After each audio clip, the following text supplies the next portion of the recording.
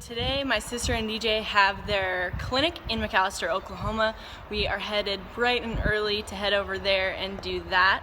And then later this evening, we have our third performance at the Elmore City Open Rodeo, and I can't wait for you to see how Taz and I did because we freaking killed it. We've been working on our second barrel this week, finally figured that out. You love me.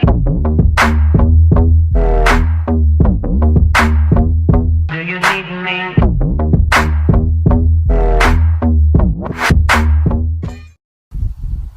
So this morning we got up bright and early and headed to McAlaster. We had to leave about 6 a.m. So we started out the day bright and early. We have a beautiful facility. We're going to go over some things this morning with horsemanship that will hopefully there'll be things you can use the rest of your life. Without further ado, I'd like to introduce to you my beautiful wife, Trisha Shields.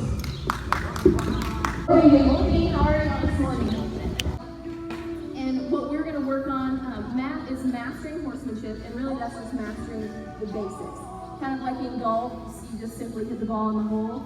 Well, if you change your swing just a few millimeters or inches each way, you can change the trajectory of that ball. And that's kind of like horsemanship. If you just change a few little things, you can really make huge strides in your riding and with your horse. And so my goal whenever I ride is to have my horse synchronized to my energy. Kind of like a mare would with a foal. That foal just links up to that mare and synchronizes with her energy. If the mare is excited, the foal is excited. If the mare is sleeping, the foal is sleeping. So that's what we need our horse to do. We need to have them kind of tune into us and synchronize with our energy. Because a lot of these are performance horses, and so we need them to be calm, but then we need them to perform and get in the zone. So when we get in the zone, they just kind of need to synchronize to us. I brought one of my horses, her name is Foxy. I've had her for 2 years. She's a Mustang that I did an extreme Mustang makeover with. Had any of you ever been to a Mustang makeover? Just curious. Okay, well I'll tell you a little bit more about Foxy kind of as we go. But she was a wild Mustang out on the range. Bureau of Land Management owns Mustangs. Picked her up when she was 7, off the range, never been handled, and I've had her for about 2 years. So that's who I'll be riding today. Trisha and DJ are just getting started with the clinic here in McAlaster, Oklahoma at the Lightning Sea Arena, and what a fun group that came today.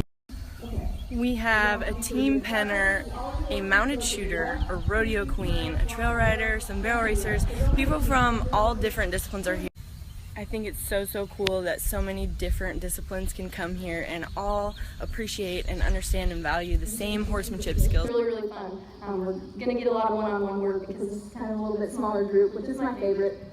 So how today is going to run, we're going to do a little bit of groundwork, and I think groundwork is important. Just to have a little bit of knowledge, because it's so important when you get on into the saddle. Your energy kind of just transfers right up into the saddle. So if you can really gain their respect on the ground, then you can just take that right up into the saddle. So we all know that we're predators, horses are prey animals, so you just kind of keep that in the back of your mind. Your horse is always looking for a leader.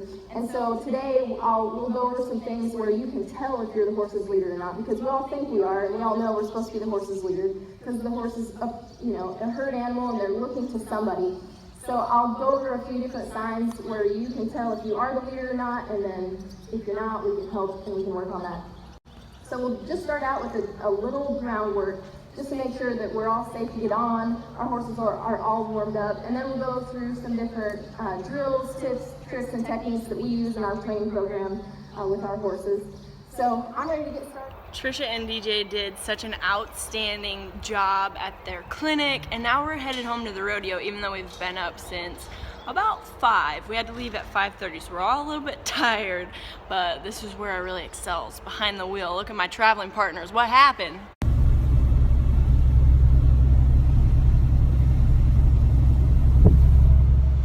So the last 2 runs I've had in this pen, I have been struggling with the second barrel. I took them down both runs.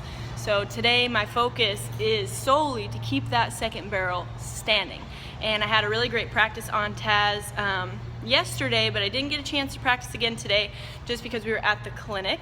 So I am going to make adjustments on the fly, which is fairly typical of rodeo because you don't always have the time to set up the barrels and practice. So going into this run tonight, I'm focused on just one thing, and that is pushing him by the second barrel and keeping our line really, really straight from first to second.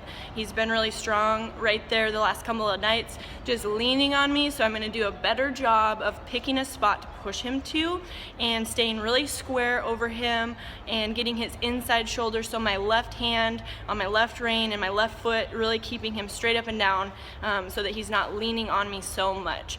And we're just looking for a clean run consistent with the times that we've had previously. I know what I should be running in this pen, so I want to stay competitive, and we're just looking for a clean run, and I feel confident that we can do that. And I definitely don't like to make a thing out of hitting a barrel or something like that, so I try not to spend too much focus on the negatives, like I don't want to hit a barrel. All I think about when I'm going in is positive, so pushing him by, I just envision that in my head.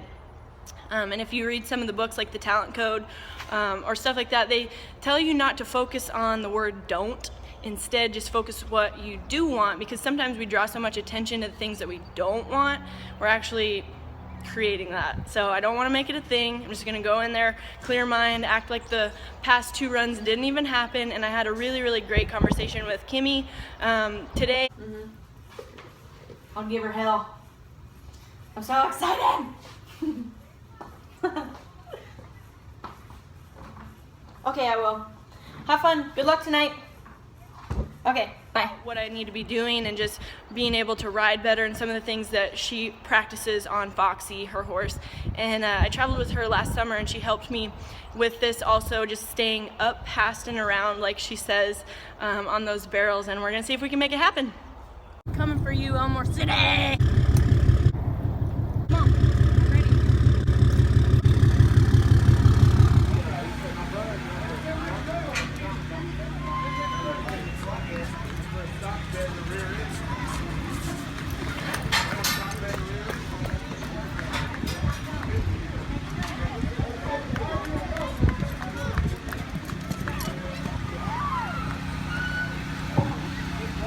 Janet's time is 17.11.